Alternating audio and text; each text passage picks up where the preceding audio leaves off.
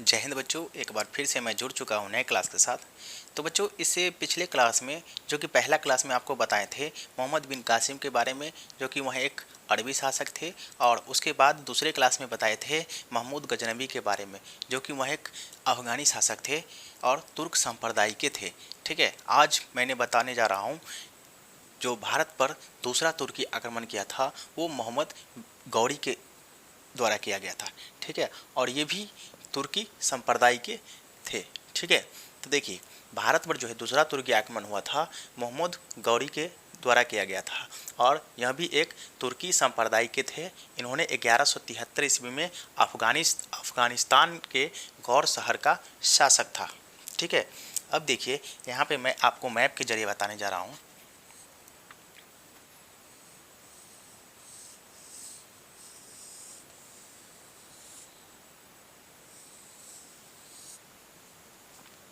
देखिए, यह जो है अफगानिस्तान है और यह पूरा भारत है। देखिए, 1947 से पहले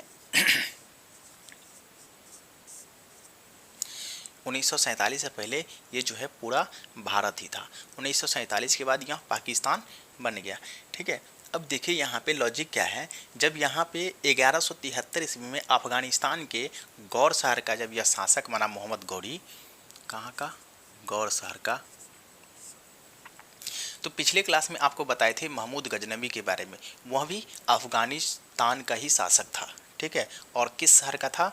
तो गजनी शहर का था, और गजनी शहर जो यहीं पर है।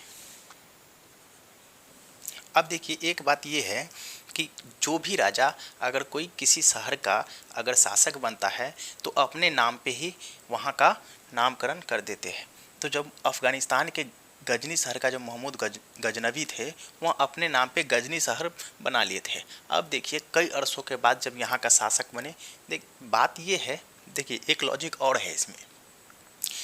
मोहम्मद गौरी जो है, उन्होंने कई वर्षों पहले नहीं बना था। महमूद गजनवी के मरने के कुछ ही समय के बाद ये जो है शासक बना था।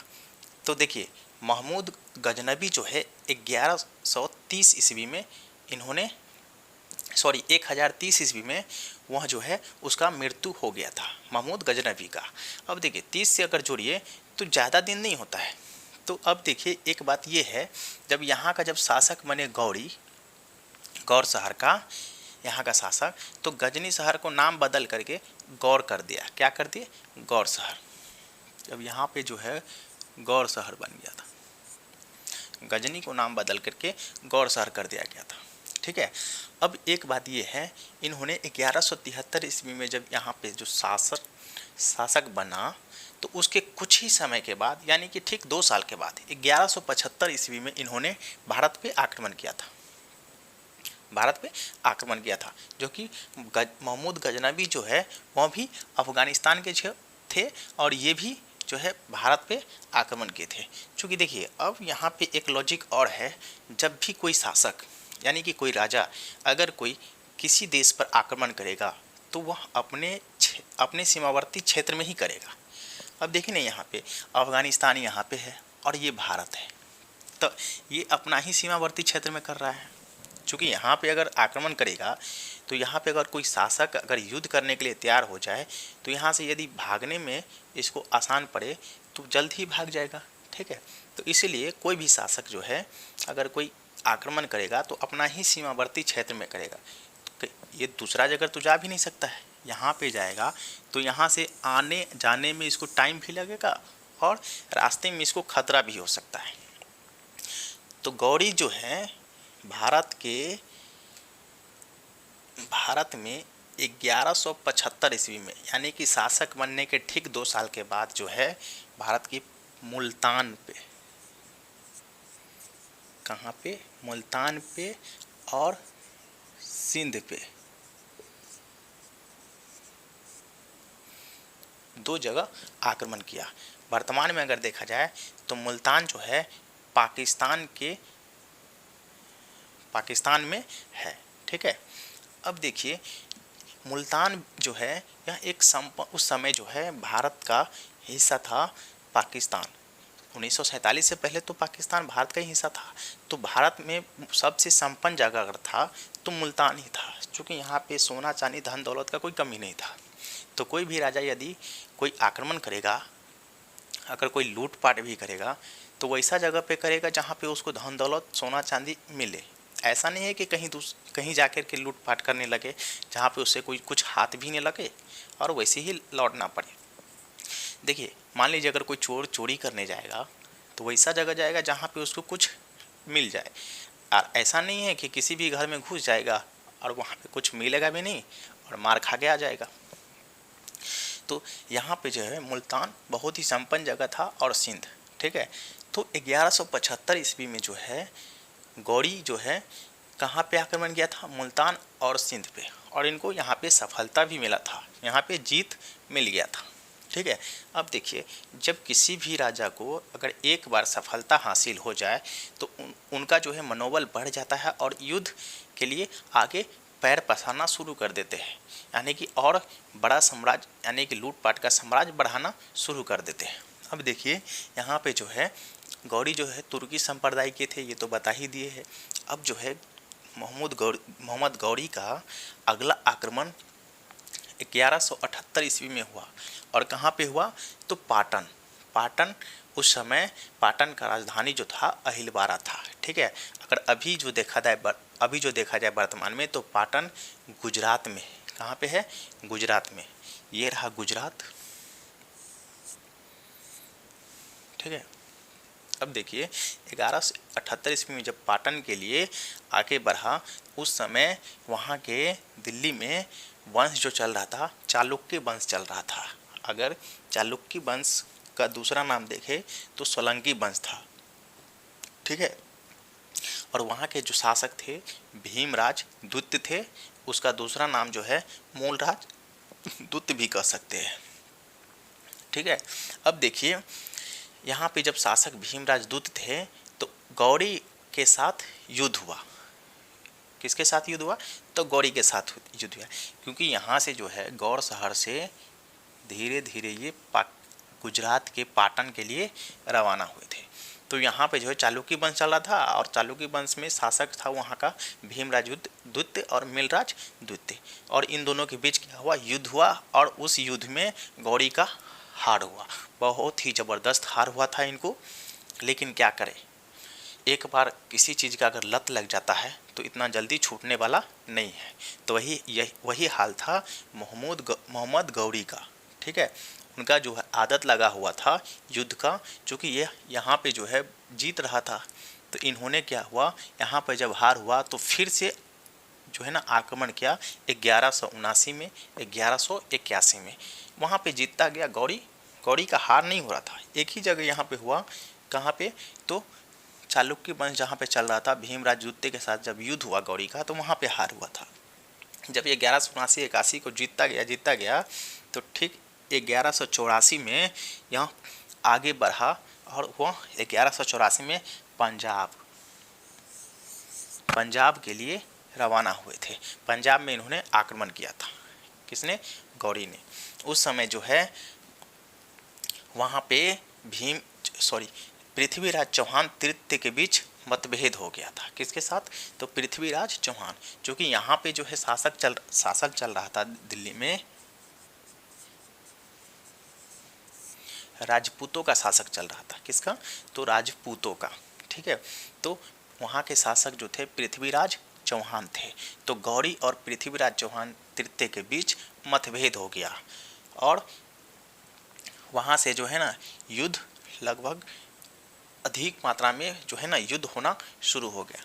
अब देखिए, जब 1184 में जब इन दोनों के बीच मतभेद हुआ, तो इन्होंने क्या किया, गौरी ने 1191 ईस्वी में इन्होंने फिर से युद्ध के लिए एक संदेशा भेजा। किसको, तो पृथ्वीराज चौहान तृतीय को। अब देखिए, एक बात और है, यहाँ पे जब इन्होंने संदेशा भेजा तो उस युद्ध के लिए पृथ्वीराज चौहान जो है ना रेडी हो गए थे, ठीक है, तैयार हो गए थे। और उन्होंने क्या किया, इधर से यानी कि पृथ्वीराज चौहान की तरफ से संदेशा भेजा गया कि हम युद्ध के लिए तैयार हैं, ठीक है। और इन्होंने इन दोनों के बीच बात वार्तालाप हुआ और दोनों के बीच जो है ना बात ये हुआ। बात कैसे हुआ देखिए, इधर से भी और इधर से भी दोनों के बीच तिथि तय किया गया।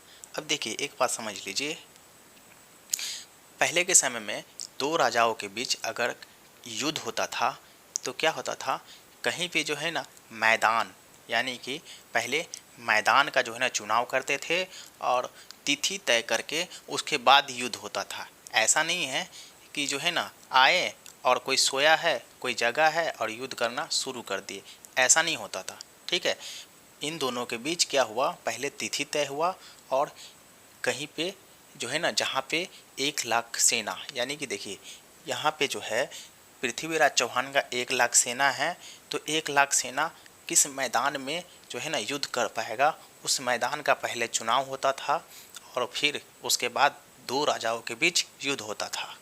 तो देखिए पृथ्वीराज चौहान ने जो है एक मैदान का चुनाव किया था और वह मैदान जो है तराइन, तराइन अगर देखा जाए तो वर्तमान में हरियाणा में है। ठीक है, तो यहाँ पे जो है तराइन का पहला युद्ध हुआ था। ठीक है, किसके किसके बीच हुआ था, तो गौरी और पृथ्वीराज चौहान के बीच हुआ था। इसमें जबरदस्त युद्ध हुआ था और उस युद्ध में पृथ्वीराज चौहान का जीत हुआ था और मोहम्मद गौरी का जो है जबरदस्त हार हुआ था। किसका, तो मोहम्मद गौरी का जबरदस्त हार हुआ था और पृथ्वीराज चौहान का जो है ना जबरदस्त जीत हुआ था। अब देखिए यहाँ पे एक और बात समझ लीजिए, जब पृथ्वीराज चौहान का जीत हुआ था तो उन्होंने क्या किया, जीत की खुशी में जश्न का इंतजाम किया। ठीक है, और जश्न का इंतजाम करके अब देखिए यहाँ पे दिल्ली में यहाँ शासन कर रहा है, तो दिल्ली के बगल में जो है जितने भी शासन कर रहे, यानी कि दिल्ली के आसपास में, यानी कि अगल बगल में जहाँ जहाँ पे भी कोई शासक है जो शासन कर रहा है, तो उसको क्या किया, जो है ना निमंत्रण भेजा। क्या भेजा, निमंत्रण भेजा जश्न में शामिल होने के लिए। ठीक है, और बिगुल पिटवा करके इन्होंने जश्न मनाया भी। ठीक है, तो उस समय देखिए जब जश्न के लिए निमंत्रण जब भेजवाया था तो यहाँ पे यूपी में, यानी कि उत्तर प्रदेश में, वर्तमान में देखा जाए तो उत्तर प्रदेश में अभी एक कन्नौज शहर है, उस कन्नौज में वहाँ पे जो है ना जयचंद्र शासन कर रहा था। कौन कर रहा था, जयचंद्र। तो जयचंद्र को निमंत्रण भेजा गया था जश्न में शामिल होने के लिए, तो उन्होंने शामिल भी हुआ और जयचंद्र जब शामिल हुआ तो अपने साथ एक बेटी को भी उस जश्न में शामिल होने के ले गया था। उस बेटी का नाम था संयोजिता। क्या नाम था, तो संयोजिता। वह भी उस जश्न में शामिल हुए थे। अब देखिए यहाँ पे जब उस जश्न में शामिल हुए थे तो पृथ्वीराज चौहान को वह संयोजिता क्या हुआ, पसंद आ गया था। क्या हुआ था, पसंद आ गया था। तो क्या किया था, जब जश्न खत्म हुआ तो उन्होंने अपने ही दरबार में एक घनिष्ठ मित्र था, उनका नाम था चंद्रबरदई। ठीक है, वो तो चंद्रबरदई के हाथों क्या किया, एक पत्र भिजवाया। कहाँ पे, कन्नौज। किसके पास, तो कन्नौज के शासन कौन थे, शासक थे जयचंद्र। उनके यहाँ एक पत्र भेजवाया। उस पत्र में लिखा हुआ था कि पृथ्वीराज चौहान को जो है संयोजिता पसंद आ गया है, उनसे विवाह करना चाहती है। और ये पत्र पढ़ के कन्नौज के राजा जयचंद्र को बहुत ही क्रोध आया, क्योंकि वह चाहता था कि अपनी बेटी को जो है मतलब स्वयंवर रचा करके शादी करे। उनका ख्वाहिश था कि अपनी बेटी को जो है मनपसंद के राजा के साथ शादी करेंगे। तो ये जो है ना उनको बहुत ही क्रोध आया। अब हुआ क्या कि देखिए ये विवाह उनको पसंद नहीं था। क्या था, उनको पसंद नहीं था। तो उन्होंने क्या किया, यहाँ से पत्र भेजवाया और कहा कि इन शादी के लिए हम तैयार नहीं हैं। ठीक है, अगर शादी करना ही है तो हम सबसे पहले एक शर्त रखेंगे और उन शर्त को अगर पूरा कर पाएंगे तब हम अपनी बेटी को आपसे शादी करवाएंगे। ठीक है, उन शर्त में क्या रखा कि जो है ना जो भी राजा आएंगे और यहाँ पे हमारी बेटी उनको पसंद करेंगे, तब जा कर के अपनी बेटी को स्वयंवर रचा करके शादी करेंगे। तो इनका जो है ना पत्र को जो इग्नोर किया, तो इनसे क्या हुआ, पृथ्वीराज चौहान को बहुत ही क्रोध आया। चूँकि यहाँ पर देखिए, पृथ्वीराज चौहान को जो है ना सबसे पहला तो पत्र भेजवा करके सबसे पहला गलती कर दिए कि उनको जो है ना उनका पत्र को वापस कर दिए। और दूसरा ये कि जब ये जो है यहाँ पे जयचंद्र जब अपनी बेटी को शादी के लिए वहाँ पे राजाओं को जो बुलाया गया था अपने अपने भवन के अंदर, यानी कि अपने दरबार में, तो उस समय जो है ना यहाँ पे जो पृथ्वीराज चौहान को पत्र नहीं भेजा था उसमें शामिल होने के लिए। तो ये जो है ना इनको जो है बहुत ही क्रोध आया और ये सहन नहीं उनसे हो पाया। तो इन्होंने क्या किया, देखिए सबसे पहले तो इनको 2 बार बेइज्जती हो गया। पहले तो इनका पत्र वापस कर दी, शादी करने से मना कर दिए, और उसके बाद दूसरा जो है कि इनको पत्र नहीं भेजा था उसमें शामिल होने के लिए कि पसंद करेगी उनको इनकी बेटी। तो 2 बार बेइज्जती इनको हुआ। ये बेइज्जती इनसे सहा नहीं गया। इन्होंने क्या किया, यहाँ से अपने घोड़े पे सवार होकर के आया और डायरेक्ट यहाँ पे जयचंद्र के घर में एंट्री किया और संयोजिता को लेकर के चला गया। अब देखिए संयोजिता ने क्या कहा, उनके जब कमरे में घुसा तो क्या कहा कि महाराज आपसे तो मैं शादी करने के लिए तैयार ही था, पर पापा नहीं मान रहे थे, तो क्या करें, पापा शादी के लिए तैयार ही नहीं हो रहा है। तो क्या किया, पृथ्वीराज चौहान ने यहाँ से उनको उठा करके ले गया। अब ये जो है ये बेइज्जती जयचंद्र को जो है ना बर्दाश्त से फाजिल हो गया। अब क्या किया, यहाँ पे देखिए जयचंद्र जो है यहाँ से कहाँ गया, तो गौर शहर पहुँचा, अफगानिस्तान के गौर शहर पहुँचा और गौरी से बात किए और उनसे कहा कि देखिए पृथ्वीराज चौहान जो है दिल्ली में शासन कर रहा है, ठीक है, और वहाँ से आप तराइन का जब पहला युद्ध हुआ था तो वहाँ पे आपको हार मिला था, ठीक है। अब जो है फिर से आप युद्ध करिए, उसमें मैं आपको साथ दूंगा। क्योंकि इनके बेटी को जो भगा करके ले गया था, तो इनका जो है ना मतलब बेइज्जती बर्दाश्त से फाजिल था। अब क्या किया, ये जो है किसके साथ मिल गया, गौरी के साथ।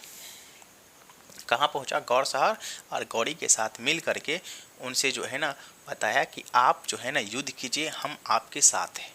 तो गौरी ने क्या कहा कि नहीं, ये युद्ध अब हम नहीं कर सकते हैं, क्योंकि पृथ्वीराज चौहान बहुत ही घनिष्ठ और बहुत ही बड़ा बलवान शासक है, ठीक है, इनके साथ हमसे युद्ध करना ठीक नहीं है, ठीक है। ये युद्ध के लिए मना कर दिए। लेकिन क्या हुआ, एक बार जब किसी को आदत लग जाता है युद्ध करने के लिए तो उनसे छूटता नहीं है इतना जल्दी, ठीक है। इन्होंने क्या किया, गौरी जयचंद्र को कहा ठीक है, यदि तुम कह रहे हो तो हम एक बार और युद्ध करेंगे, ठीक है। अब यहाँ से क्या किया, गौरी ने एक बार फिर युद्ध के लिए तैयार हुआ, और वो युद्ध जो हुआ था 1192 ईस्वी में, किसके बीच, तो गौरी और पृथ्वीराज चौहान के बीच हुआ था। उस समय जो है गौरी का साथ दे रहा था जयचंद्र, ठीक है।